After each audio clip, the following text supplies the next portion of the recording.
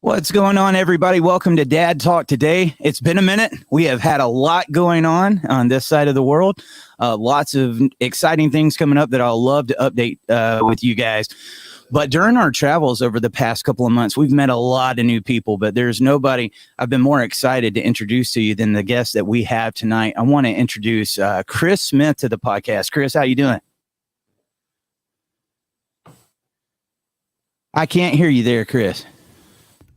Sorry, muted you while we went away. So, well, you can tell. I'm good. I'm happy to be here.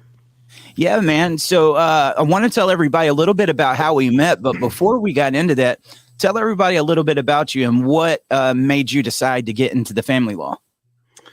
Well, I am an attorney in Oklahoma City. I'm licensed and I practice in Oklahoma and Texas. And so I started practicing family law by accident about 18 years ago, and was in a firm that had an attorney that was a former family law judge, and he was the only one in the firm that went to court. And I really wanted to go to court and decided to help him with one case that led to two, and then 2 to 4. And then next thing you know, I'm a family law attorney. And so that was 18, almost 19 years ago. And now I am a full-time family law attorney. I've got a practice in Oklahoma City and with a couple of other attorneys in our office, and we represent moms and dads, but we do a lot of dad work. And so that's an issue that's near and dear to my heart as a dad myself, and someone who has watched a lot of situations that just did not seem fair. And it really kind of lit a fire under me that, over the last 5-6 years, I've probably seen more instances that I just thought were not fair. And that's led me to a real passion for representing dads. Yeah. Hey, guys, if you got some questions for Chris, put them down in the comments. And after we get through talking this, I'll bring them to him. Nothing about this creates a client-attorney relationship. We're not giving family law advice. We're just having a friendly discussion. And so we'll read your questions. But Chris, was family law everything you thought it would be when you initially got into it? No. In fact, I hated family law when I first started practicing. It was just, I didn't come to family law it wasn't like I set out to be a family law attorney. When I was in law school, I didn't even take family law as a class. And it was kind of an organic situation. And it was, well, I will say this, in the last 6-7 years, it has become everything I've wanted it to be. Because I've started to identify the things that I enjoy doing and the things that I wanted to do, that I like to do. I like to read. I like to write. I like to argue. My wife would tell you that I love to fight and love to argue. So I've embraced that. And in that, I am finding a lot of joy, a lot of fun, having a lot of fun practicing family law today. Yeah. Let me ask you, do you believe that there is a bias inside of the family court against dads? In some, if not many, family law courts, I think there is. And I don't know that it's purely a courtroom bias as much as a societal bias to some extent. And I think that what we're discovering in some jurisdictions, some states, is that we're still living in a time when there's a gender bias that men are expected to do something and women are expected to do something, and those roles are not to cross. And so, I think that there is a bias that results in men and dads oftentimes not getting a fair shake. And that's the part that I think is something that I am quick to try to point out and try to make sure that we've raised the issues.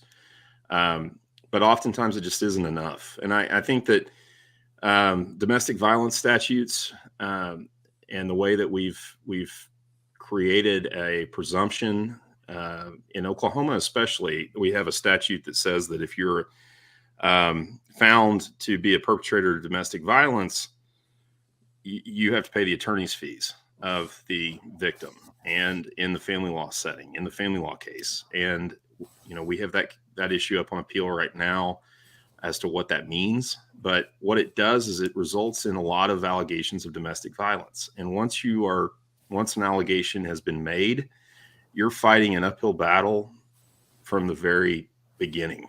And is that a bias? Is it, an unfortunate circumstance of the law? I don't know what you would necessarily call it, but dads find themselves in those situations more than moms. And because of that, dads have to fight against a lot of false allegations and a lot of, gender bias issues that I think that are unique to family law courtrooms. Absolutely. Kind of going in line with that, we got some questions rolling in for you. I'm going to read a few of these. Mr. Jeff Morgan said, in your experience, have you ever seen perjury get prosecuted in family court? I have never seen it prosecuted. And in fact, I would I'd point out that there's some case law in Oklahoma that even that perjury is not enough in and of itself to necessarily go back and vacate a decree and vacate a property division order. And so perjury is unfortunately not taken as seriously as a lot of us would like to see as practitioners. And I'm sure as litigants who are on the other side of it would like to see it taken a lot more seriously. But I've never seen it prosecuted. And I've never necessarily seen it have a significant impact once it's determined that perjury has occurred. Now, there is statute in Oklahoma that, and I recently wrote a blog post that should be going up on our website soon on this, but there's a statute that says that if the court finds that you are trying to perpetrate a false allegation of abuse, you can then also be responsible for paying the attorney's fees of the person who was falsely accused. The court can find you in contempt, and the court can take that into account when it comes time for custody determinations, if it's determined to be a false allegation. And so just like there's statutory support for victims of abuse, there's also statutory support for false allegations and those who have been accused falsely. And so that's where we fight those fights a lot of times, is in the place where there's an allegation made. We have to prove that it's false. And that's where these cases break a lot of times. And unfortunately, I think that judges are in a place where it's hard for them to truly determine whether someone is perjuring themselves. And for that reason, I think that they probably leave it alone and don't touch the perjury issue. And they may side with you if you are the victim of a false allegation and there has been the possibility of perjury. They may give you custody. They may give you attorney's fees. They may, find the other party incredible, and therefore they don't listen to them as closely. And that's good for you in the case. But as far as the DA getting involved and prosecuting someone for perjury, I think it's going to be a rare occasion when that occurs. Absolutely.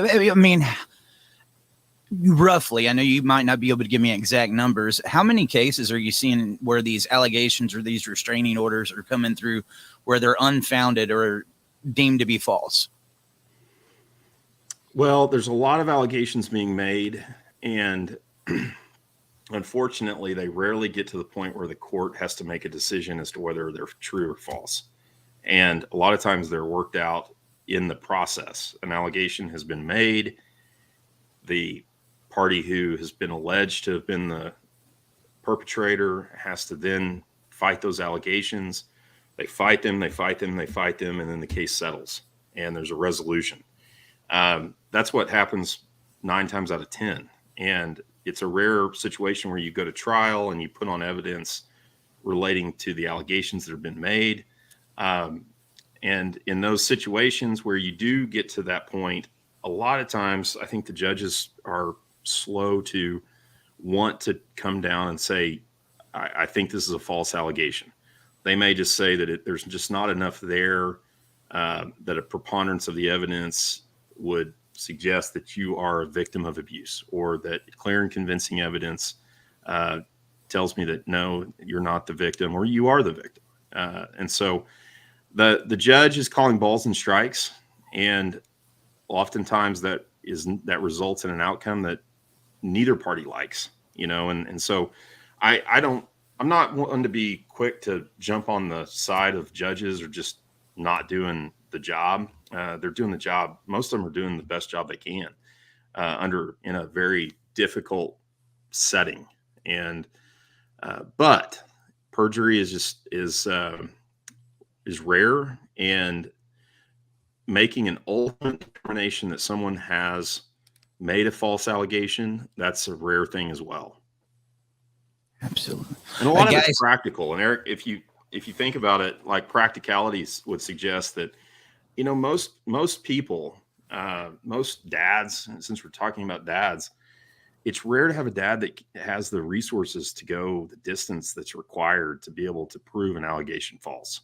Right. And if someone makes an allegation against you or I, that allegation is going to start to taint people's opinion of us, and they're going to people are going to start forming opinions of us based on those allegations. Well, we want to fight that, but to fight that in a courtroom and fight that through litigation, that takes a lot of resources, and it takes a lot of time and effort, and that's where a lot of dads just they get to a point where it's easier to accept a resolution that they don't really like than it is to keep fighting this fight, and not with no guarantee they're going to come out, as a victor in the end.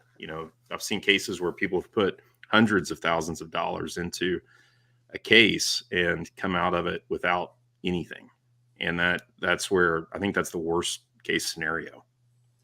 Yeah, and I think, the accusations that a lot of these guys are facing are so dangerous, all right? And I mean, they're treated as guilty before they have had a chance to even prove what's going on. And the fact that we don't have consequences for these allegations that could completely destroy somebody's life. Because even if they got the resources where they can prove, hey, this allegation was false, they'll still have the stigma that follows them around for the rest of their life. And from everybody that I've talked in family law, to see how rampant this is right now, why do you think they haven't done anything about this perjury just going rampant like it is? Why isn't the system changing? Why isn't the legislation listening or getting involved? Eric, if you can hear me, I can't hear you. You can't hear me? Can you guys hear me? Chris. Uh-oh. Let me see what I can. Can you hear me now? Let me see. Chris, can you hear me? I can hear you now. There we go. Okay, cool. A technical issue. Sorry about that. You guys cannot claim this wasn't live. I know you were asking a really profound question, though. So what were you asking? Let me see if I can give you a profound answer. So what I was saying is, a lot of these guys are treated guilty. We're supposed to be innocent until proven guilty. Unfortunately, a lot of these guys are treated guilty before they've been able to prove themselves. And even if they can prove that these were false allegations, because of the nature of the allegations that some of these guys are facing, the stigma follows them around for the rest of their life. And we know that these allegations are going rampant right now and that perjury is not being upheld. Why do you think the legislation and the family courts haven't done something to change this? The lobby in support of victims is very strong, and it's a stronger lobby than the lobby on the other side. There's just not, there are organizations that are built around establishing or supporting victims. And those organizations are pretty well funded. And so they have a stronger lobby than the other side. And I don't want to say the perpetrators of abuse, because that's not what it is, but those who are being accused they don't have a lobby at the legislature. And Nope. and so the reality is that the voice is much stronger on the other side. And there is a movement. I mean, there's people have started to see what is happening as far as false allegations are concerned. I think the Johnny Depp Amber Heard trial had a pretty significant impact on people waking up to the idea that false allegations are real. People are making these allegations. And I want to be clear too, it is not just women who make false allegations against men. Men are prone to make false allegations against women just as easily. And so this isn't a gender specific issue all the time. Probably most of the time, men are accused of abusing women, and many times they're guilty of it. And that's the reality of it. But there are a lot of instances where they're not, and they have to deal with the ramifications of the allegation. And they are working behind the 8 ball from the beginning once those allegations are made. And, I think that the key to any litigation in which a false allegation has been made is to have an attorney that's willing to go put the case on at trial and test the evidence that's been presented and make an argument against the allegation that's been made, and stand on the argument, stand on the evidence, and make a decision. I'll say that the risk in that is that I don't want to lump all judges in, but there are some judges who are prone to see the easy option as far as a decision to side with the alleged victim most of the time, because err on the side of caution. And that results in probably some false positives as far as decisions are concerned. And that's unfortunate. And so, if you live in a state where you get to take these issues to a jury, you might have a better chance than taking them to a judge. And so that's where some states allow for these issues to be taken to a jury. And so I think that's an option that a lot of accused might want to consider. Absolutely. I'm going to get to a few more of these questions. We got one from Dr. Brooks McKenzie. He said, is there a disregard for constitutional rights, protections, and privileges of both parent and child? One of my favorite arguments to make, and one of my favorite things to argue for, is due process. I was, as a young attorney, I had a case involving I was representing a mother, actually, who was making an allegation of abuse, and the judge was not buying her allegation. And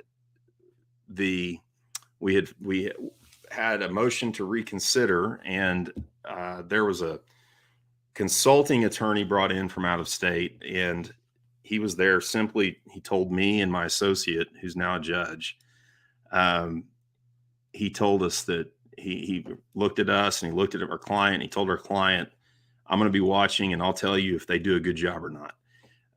So we were under the gun, and he was watching us just to be able to tell our client whether we made the right argument or not. But he was a proponent of argument for due process. And it was one of the first times that in a family law setting, I heard someone really make a strong due process argument. And since that day, I have been an advocate for due process. A lot of times in family law courtrooms, it's like the Wild West. We throw the Constitution out the window. We throw the rules of evidence out the window. We throw civil procedure out the window. And we just, because it's a court of equity, we think that we just throw these things out the window.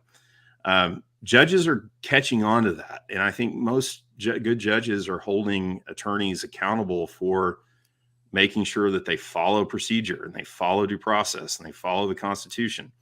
Some are not, but when it comes to constitutional rights for the children and the parent, parents are this is a fundamental right. A right to have a relationship with your children is a fundamental right. I know Oklahoma has deemed it a fundamental right. The U.S. Supreme Court's deemed it a fundamental right. And as a fundamental right, there should be heightened expectations before that's taken away from you. And one of the fights that we're fighting right now in on appeal in a case is whether the Constitution should dictate a clear and convincing requirement or a preponderance of the evidence requirement before there's a de facto termination of parental rights. And in Oklahoma right now, it's not clear. And so I think that as a fundamental right, the Constitution requires that there be a heightened level of scrutiny before that right is taken away. And so what's sad is that there are parents who are having their children taken away from them based on allegations that are being made, and courts are taking kids away based on a preponderance of the evidence. And you know, you talk about what is a preponderance of the evidence, and some people have said, well, it's equal plus a feather, you know. And so is that enough to justify taking a child away from a parent? And when I say taking a child away from the parent, I mean no contact and no relationship. And those are things that are happening. And so from a constitutional perspective, we're really in the crux of this is it's a constitutional question. And that's what I do love about family law is that the issues that we're getting into are constitutional. They are due process issues. And they have a real impact on whether parents have a relationship with their children. And so I think that there's good case law out there from the U.S. Supreme Court that would suggest that a state should have to prove by a clear and convincing evidence that the relationship between the parent and child is detrimental to the child before they take that parent out of that child's life. And right now, some states it's a preponderance of the evidence. And I think that's too low for a fundamental right, such as the parent-child relationship. And so that's a fight we're fighting, and we'll continue to fight it until we get it changed. And if it never changes, we'll keep fighting that fight. Because I think it applies equally to both dads and mothers. Moms sometimes find themselves the victims of false allegations as well. And for that reason, it's so critical that both moms and dads are watching this issue, because courts are taking kids away and having a significant impact on, you know, parent-child relationships without a lot of evidence and with questionable evidence and evidence that may not be clear and convincing. And so for that reason, we do think that this is a constitutional issue. And at some point, we hope that the Supreme Court will come down and issue an opinion on the fact that you can't take a child away from a parent without clear and convincing evidence of detriment. And that's something that we hope to one day be able to establish, that you can't take a child away without clear and convincing detriment. Absolutely. Before we go on to the next question, guys, I'm going to get down to your questions. I know Brooks is out of Texas. You practice in Texas as well, don't you, Chris? A little bit. I did. I haven't been practicing in Texas very much at this point. I've got enough to do in Oklahoma, but I still keep my license updated in Texas. I still do my CLE for Texas. I know enough that when I have a case that I have a case right now with a dad in Oklahoma who could probably get his case moved to Texas. In fact, the judge just recently mentioned that didn't know why the case was still in Oklahoma.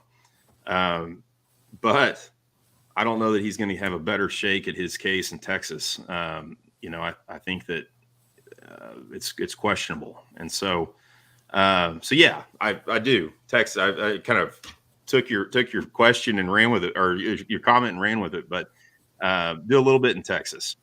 It's all good, man. So we actually met in Dallas. So it's been a while. This is my first podcast in like 2 months. So people have probably wondered where we've been. We've been all over the country. And I went to a couple of national roundtables on fatherlessness. And that was where I met Chris. Met him at the second one that we had there in Dallas, Texas at CPAC. And when you stood up and spoke, there was like a team of our guys was sitting there and was like, wow, we need to talk to this guy. We heard you talking about you went and presented a bill to the legislation up there in Oklahoma on shared parenting. Could you tell everybody a little bit about what you did with that and why you did it? So in 2021, we ran a bill in Oklahoma that was designed to clarify the policy in favor of equal access to children by both parents. House Bill 1151 was the law that we wrote. And I wrote it with a friend of mine who's a legislator, Mike Osborne. He's a state representative from Edmond, Oklahoma. And I approached Mike because there was a law in Oklahoma for equal access, but it was written in a way where the court had interpreted it to only provide for equal access at the temporary order level. So the law was being interpreted so that the equal access presumption and the policy for equal access to the children was cut off after the temporary order. There wasn't a presumption for equality at a final hearing. And so it was being used. I mean, that case law was being used against dads and moms left and right, that it didn't apply at the final hearing. It didn't make any sense, but it was the law at the time. And so I approached Representative Osborne, and we wrote House Bill 1151, which was intended to clarify the equal access policy in Oklahoma. And what we ended up getting was it was amended. There was some work done on the bill through committee, and so the ultimate bill that was passed and signed by Governor Stitt resulted in an equal access presumption that unless there's a showing of detriment to the child, both mom and dad would have a right to equal access to that child at both the temporary order and the final hearing. And it also added a provision that required judges to issue findings of fact and conclusions of law at the final hearing after the decision has been made. And the reason that was real important is because too often custody decisions were being entered and there was no clarity as far as why they were being entered like they were. And you could ask for findings of fact, you could ask for conclusions of law, but it wasn't a requirement. And so House Bill 1151 made that a requirement. So there is, it's not as strong as I would like to see it. I think that we still have some room to go as far as there being a presumption for equality on both sides. I would love to see a law that started with the default being equality, and you have to work backwards from there. I think that too often one side or the other is fighting to get it to equality, versus starting from a place of equality and having the other side have to prove that equality is not good for the child. And so, anyway, House Bill 1151 was signed and became law in November of 2021. It's still pretty fresh, and it hasn't worked its way into enough cases where we'll start to see some case law come out of it. But I think we're getting there. I think cases are starting to pop that are going to be testing what the question of equal access at the final hearing, what that means. And if that does require a showing of clear and convincing or preponderance of the evidence. And so I think that we were excited to be able to do it. We had a lot of support. I think there was only one or two legislators that did not vote for it, and they had specific reasons. We ran into a little opposition. I think it ended up being amended at the behest, I think, of some the YWCA. I think had some concerns about the bill, but it ended up being passing overwhelmingly. And Governor Stitt signed it, and so it's new law. And so I think that it's a good example of how someone can take a concept and an idea and approach their legislator and try to get a law passed. I mean, I think that more dads, more attorneys who see things that need to be changed, I think need to take a little bit more responsibility for trying to get those things changed. And so instead of waiting on some lobbying group, instead of waiting on some other group to go do it, they just need to go do it, figure out how to go do it. Dude, I just want to say on behalf of everybody that's watching the show and any of the advocates that's been doing this for years, thank you. There are some good ones out there. And I think a lot of times seeing what we see in the system, sometimes we don't think that there is. But that was what struck me as different when I heard you talking about that. That is amazing. And I know there's some people here that are in several different states that are trying to get this done. I think it would be good to see what Chris did and try to get that going in your state. But I can't thank you enough. I'm going to start running down some of these questions. I got one from Mr. Chris Zedwajowski. He said, what is your opinion on why the press doesn't report on the egregious inequities that happen within the court and the court is allowed to? I think the press will report on things that people want to read about. I don't know that there's enough people who have raised, the issue to the point where it's starting to catch, the opinion or the attention of reporters and media. I've seen a couple. I saw a kind of a request come in for comments relating to, child protective services cases. I've seen some things that looks like the press is trying to pick up a little bit here and there on some equality issues. But I do think that it is as important a civil rights issue as we have right now that's going unreported. I don't know of another, because it is a civil rights. I do believe it's a civil rights issue. Absolutely. Gender equality in family law courtrooms is just as important a civil rights question as any that's out there right now. And I think that it hasn't been picked up, and I don't know why. And so I don't know if there's just a fear to report on an issue that is going to result in you can't report on gender equality in family law courtrooms and not report on the numbers and the percentages.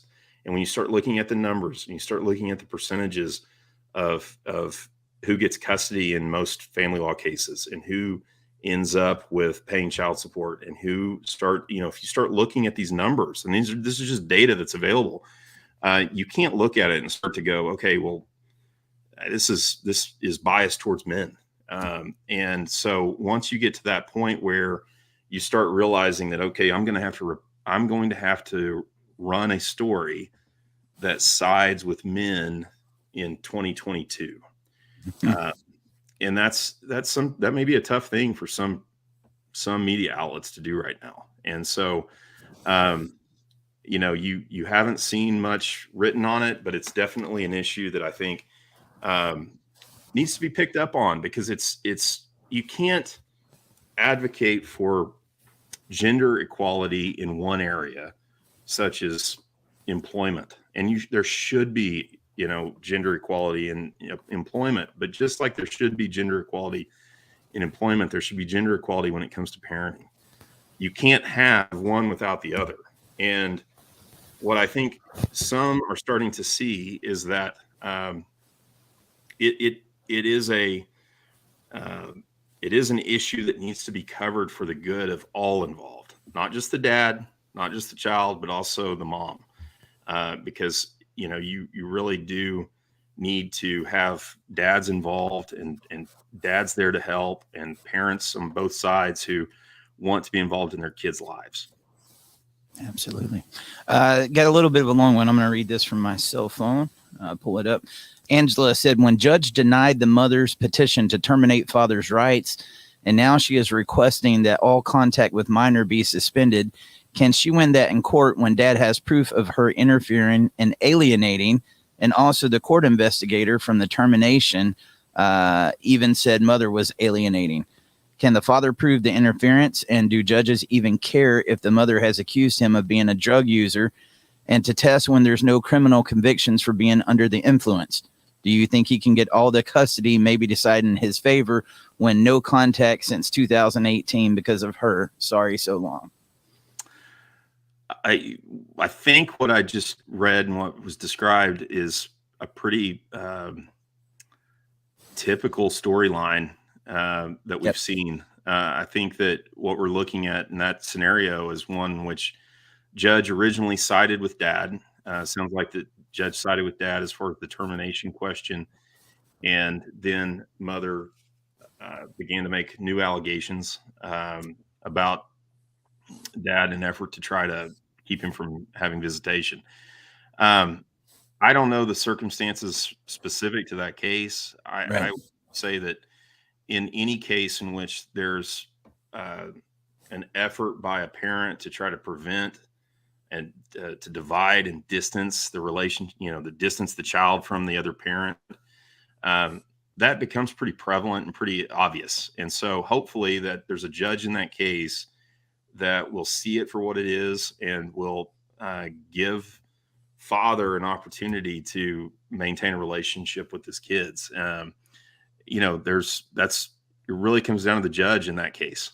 And so, can the father do it? Can the father win that case? Absolutely. I think that father can win that case and probably establish that parental alienation is occurring. I wouldn't use the word parental alienation. It's a buzzword that's, it's got a lot of flack over the last, number of years. But the parents, we see it every day. Parents make an effort to try to distance a child from the other parent. And so whether you call it parental alienation, whether you call it dividing, distancing, however you refer to it, it's an effort by a parent to try to take a child and move a child away from another parent. And that's what courts have to guard against. Absolutely. Chell Clevenger said, I have a ton of questions. How can a mother hide a child from its father, accuse a different man of being the child's father for 7 years, who winds up questioning paternity only to learn it's not his kid? The state reimburses the first guy, then takes almost 11 years to find the real father. Paternity test confirms number 2 is the father because the mother sucked everything she could from the state, almost 18 years of the kid's life. The judge makes number 2 pay back child support from birth, even though he had zero knowledge of the child. How is this fair? Can the father fight the state? This is in Indiana. What kind of attorney would he need, and where would one start? That's a complicated scenario. It's one that I would say I don't know what Indiana does. I can only speak to states I'm familiar with. Most of the time, there's a law in most states that would prevent back child support beyond a certain time limit. Maybe 5 years, maybe 3 years. You can only go back that amount of time. And so I will say this, I can answer this question. The dad needs an attorney that's familiar with family law in Indiana, that's familiar with the presumption of paternity, that's familiar with the paternity laws and child support laws in Indiana. There are plenty of attorneys in Indiana who are going to be able to help him. And so I hope he finds somebody. I hope they all find somebody who can help them and try to navigate that, because ultimately it sounds like that child, and the child's 18 now.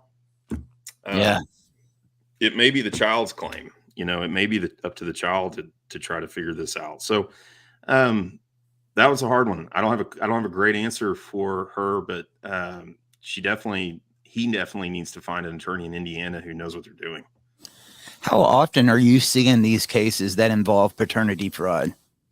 I've dealt with those probably 1, 2, or 3 a year, where you've got a child who was raised by another parent. I've dealt with a number of those cases in terms of getting in the weeds on them, in which you've got a parent who's raised a child that ends up not being their child. It's a heartbreaking scenario, but it's also one where if you raise the child, and especially in Oklahoma, there's a presumption of paternity that it's hard to overcome. If you are the dad who, if you are the dad who raised the child, you have a right to argue for that child and to maintain that relationship. And so it's a very difficult situation, though, and one that, I've seen some statistics. The percentage of children that are born into marriages that are not the biological child of the fathers is probably a little bit higher than most people would think. Yes. And so I think it's something that definitely it happens. It's heartbreaking. And, the best you can do is try to help that father navigate the emotions of it, but also the dynamic of trying to determine, okay, am I going to maintain this relationship? Where am I in this relationship with this child? Is it something that is it going to impact my view of my relationship with this child? And what's the biological father? What's their position? And if they don't want the child, then it's doubly difficult. And so I think there's very few issues in family law that are more complicated than a false paternity case. Absolutely. I got a 3-parter here on YouTube from Timothy. He said, I've been accused of 2 counts of child molestation and 1 new count of aggravated sexual battery over the course of 2 years after my first temporary weekend from taking my ex to court for custody modification. I've spent $300,000 plus, and the true damage is done to my children, from alienation to manipulation. Are Bobo hearings good? We were given one and have a forensic psychologist to testify to alienating of my children. I'm not familiar with Bobo hearings. I don't know that I am familiar with, but I'm not going to admit that I am. I would say that if you have a forensic psychologist who's willing to testify to the alienation, that's a good start. And there are a number of psychologists out there who are good, who will testify, who are credible, who will evaluate the issue and are not afraid to stand up and testify to the issue. The best I think you can do, and this is the unfortunate situation here, is that the damage has been done. And it sounds like that he has been, and I'm guessing that over the course of the litigation, he probably has not had any contact with the children, or if he's had contact with them, that it's been very limited, supervised. And the relationship between father and children is probably so strained that, there's a question as far as whether reunification can occur. But, if, again, it's a situation where if you can show and you can prove up that these allegations are false, with good evidence to support your position, but also the psychologist to come in and testify to the alienation, testify to the patterns involved in alienating the children, then you may have a good chance of trying to win that case. Now, a win in that scenario may not look like a win. It may be that the children are so alienated and so distanced from that parent that it's going to take some hard work to get them back into a comfortable position as a child and a parent. And so at that stage, you need to make a very concerted effort to reunify. And you need an order from the court ordering reunification therapy, not just time with a counselor. A lot of times you'll see a judge order, that we're going to send those kids to counseling. The counselor can make a determination as to what is going to happen from here. There's very specific parameters and expectations for reunification therapy, and there's different ways to go about reunifying. If you have a very progressive judge who is willing to do it, you can reunify through the almost like a camp where the parents and the children they go off and they make this effort to reunify. You can go through the process of trying to reunify through therapy, through a therapist. That's probably the most common. And so what I think most psychologists who do work in reunification would probably say, though, is that there's no reason to prolong it and to delay it and to drag it out. That you need to be pretty aggressive with it, depending on the situation, depending on the children, depending on the dynamic. If you can do it safely, in which you try to bring those kids back into a reunified relationship with the parent, it's definitely better in the long run for those kids. You hear it said all the time, kids are resilient. Well, that may go for being victims of abuse. It may go from being victims of alienation. That they're resilient, they'll pop back, they can develop that relationship. They got to get out of the toxic relationship that's causing the alienation. You got to get away from that. And that's one of the difficult things that we all find ourselves battling against, is how do you deal with the parent who's alienating? You can't cut them out of their life very easily. And so they have to stop the alienating behavior, and judges have to hold them accountable. If they continue the behavior that's alienating those children, you've got to be held accountable. And it may be that those kids need to be pulled out of that home for a while. And so it's a tough situation that Timothy is in. However, it sounds like he's got a good opportunity with a forensic psychologist to come in and try to prove up the alienation, to at least create a good record, a strong record for appeal, and try to establish that there is no convincing evidence to establish that the evidence is there that he's abused him. And so, I wish Timothy the best, because I know the situation he's in. It's an uphill battle. Absolutely. Brad Kopsick said, "Why aren't cameras in the courtrooms?" Well, most judges probably don't want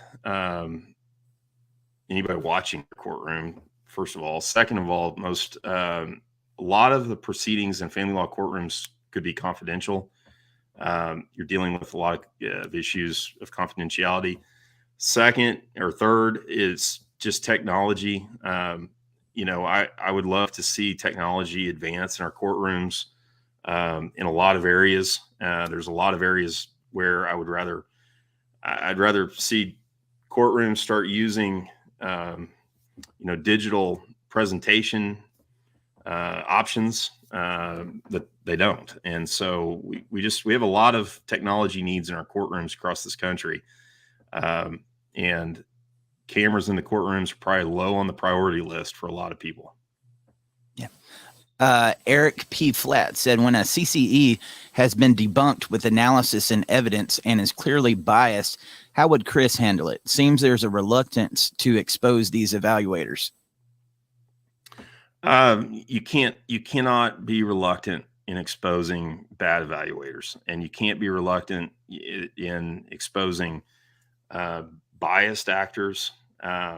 You have to be willing to go put on to cross-examine these folks, to try to exploit those biases and exploit the way they've handled any kind of investigation. I mean, whether it's CPS, whether it's private investigators, whether it's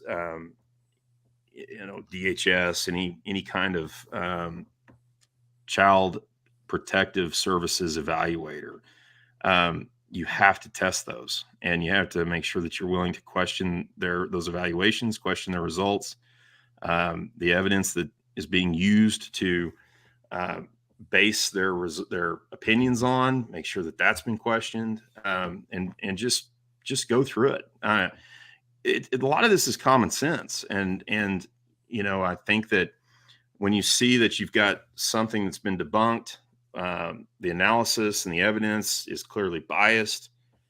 Most folks can go through that evidence and debunk it on their own. And so, when you're talking about, a courtroom, you just need an attorney that's willing to go do that and willing to cross-examine your evaluators and show where this bias may be. And most attorneys should be willing to do that. If they're representing you as a client and they see something that's not right, that's biased, I would think that the little attorney gene in all of our heads would kick in, and you would try to make something right and see that justice is done.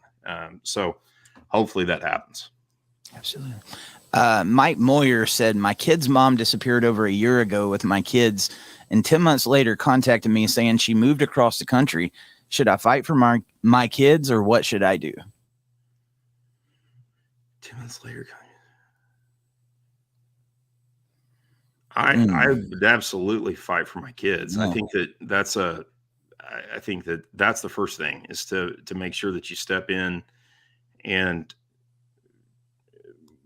I think a lot of judges are going to be sympathetic for you, Mike. I think that if mom disappears with the kids, a year goes by, you haven't seen your kids, I think the judges are going to be sympathetic. And so I would be pretty aggressive about it. Depending on what the relationship with your children was prior to the disappearance, I would be pretty aggressive about it. And I think that some judges are going to be sympathetic enough. They may either order the mom to return or custody to be placed with you, Mike, and if that's deemed to be in the best interest of the children. But to answer your question, I always think you fight. I tell a lot of dads who are in the situation where they are questioning if they should keep going or keep fighting. You're not just fighting for your kids when they're 2 years old, 4 years old, or 6 years old. All of our kids one day are going to be 30, 35, and they're going to look back on the relationship that we had with them. And they're going to want to know what we did. And did we fight for them? Did we just give up? Did we, because they're going to have an opportunity to look back on their lives and realize that either dad did or he didn't, mom did or she didn't. And I think that that's something that you've got to keep in mind as you go forward, because you want to show your children how much they meant to you, and you did everything you could to preserve the relationship that you had. And if a judge tells you you can't do it, a judge tells you you can't do it. And that's the unfortunate outcome of our system a lot of times. But you've done everything. You can look yourself in the mirror as a dad and know that you've done everything that you possibly can to preserve the relationship that you had with those kids. And that's something that you're going to want to be able to look at yourself in a mirror when you're 65, 70, in the twilight of your life. You're going to want to look at yourself and know that you did everything you could to preserve the relationship that you wanted to have with your kids. Absolutely. Matt Johnston on YouTube said, how can we change no-fault divorce laws from unilateral to mutual?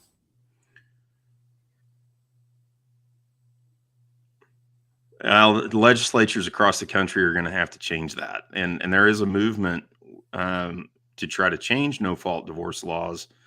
And so we'll see what happens, but I'm not optimistic that that's ever going to happen. I think that our system has been established. I think that it's unfortunate because I think that there is value in having either a mutual no-fault divorce or requiring, especially, I think there is some conversation among some groups that probably has a little bit more meat to it that no fault laws maybe should be done away with if you have children under the age of 18 in the home, and that creates a little bit more of an impetus to try to stay together. So, there's movements out there. I don't know if I'm too optimistic that any one of them is going to work. I would like, if we're not going to be able to change the no fault laws, I would like to be able to change our prenup laws so that you could enter into what I call a covenant prenup, which would essentially adopt a lot of the provisions of a covenant marriage that was going around back in 2000, 2001.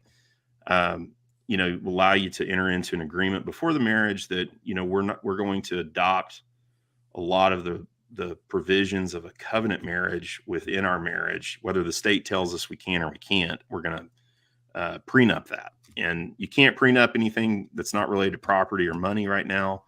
But I think there might be a little bit easier sell on legislatures to change prenup laws to allow you to enter into some of these provisions before you get married in a prenup. That's just my idea. Absolutely. Guys, I'm going to apologize up front. We're getting near time, so I'm going to take one more question here. But, hopefully we can do this again sometime in the future. But I'm going to take this last one right here from Mr. Chris Bowen. He said, longtime father's rights advocate here. In just about every state, there are laws on the books that make withholding child custody a criminal violation. Why is it that law enforcement across the country unilaterally refuses to enforce these laws, often stating the now familiar, "It's a civil matter, sir," while the laws are written there for all to see? Who passes down these policy decisions that usurp the actual law? It's one we hear a lot. Yeah, and law enforcement decisions are left to law enforcement. It's the same, you might get pulled over for speeding and get a warning one time and get a ticket the next. They have the discretion on the ground to be able to make that decision. To be honest with you, just practically speaking, I think that law enforcement is so overwhelmed with bigger ticket items that in their mind that they're not going to get involved in custody decisions. But it is something we hear it every, and I tell clients all the time, if you call the police, they're going to tell you this is a civil matter. You need to call your attorney. And so it doesn't do a lot of good to call the police or call law enforcement. And so, I hate it because you wish that you could just call the police and get your kids. It's just not that easy. Absolutely. Well, guys, I appreciate you so much for showing up tonight. Chris, I appreciate you taking your time out of your day to come on here and do this with us. If anybody wanted to reach out to you, where can they find you? Our law firm website's thesmithfirm.net, thesmithfirm.net. They can find me on Twitter at ATTY Chris Smith. They can email me at chris@thesmithfirm.net. Chris@thesmithfirm.net. That's probably the easiest way to get a hold of me. Absolutely. And, we haven't talked about this before, I don't think, but one thing we was doing research on you, not only have you tried to make some change in the family law courts, I saw you wrote a book on how the church plays a role in this too. Could you talk a little bit about your book? Yeah, I think that one of the underappreciated dynamics in any family law setting is the impact that the church has on the divorce or on the family law case, good and bad. And so I wrote a book, is a little short book intended to get in the hands of pastors and ministers and church leaders to try to better educate them on some of the family law issues that they might face in an effort to try to avoid some of the pitfalls that I've witnessed in my own practice with churches either getting more involved than they should or getting involved in the wrong way, or maybe better understanding some of the dynamics that go on within, conservative Christian groups that are going through a divorce. And so it's called Faithfully. And it was, it's a work in progress. You can get it on Amazon, but it'll probably be edited as we go because I'm always thinking of different things. So. Absolutely, man. Well, on our way out, if there is somebody that's going through this for their first time, they're going through a divorce, experiencing alienation, maybe now they're going through false allegations or something, and they're having a real tough time. What's some words of encouragement you could leave them with, Chris? Don't give up in terms of there are always opportunities to develop the grit, and this is one of them. And you never know what tomorrow is going to bring in terms of a family law case. And you've got to stay in the game. You've got to make sure that you stay, uh, keep your nose clean. Don't get yourself in trouble. Stay positive and stay in the game, because you just don't know what tomorrow is going to happen that might change everything. And you also want to make sure that you know, or that you maintain that relationship with those kids. And like I said before, your kids are going to grow up one day, and they're going to be adults, and they're going to look back on what occurred between mom and dad. And they're going to have an option of either seeing that, mom and dad fought for us, and they fought to try to maintain a relationship with us, or they walked away. And even though it can sometimes feel incredibly dark, incredibly lonely, and near impossible, just keep in mind that when those kids are adults, they're going to see the effort that you made, and I know they will appreciate that. And hopefully you don't have to wait that long. But if you do, it's going to be worth it, because they're going to know you made the effort.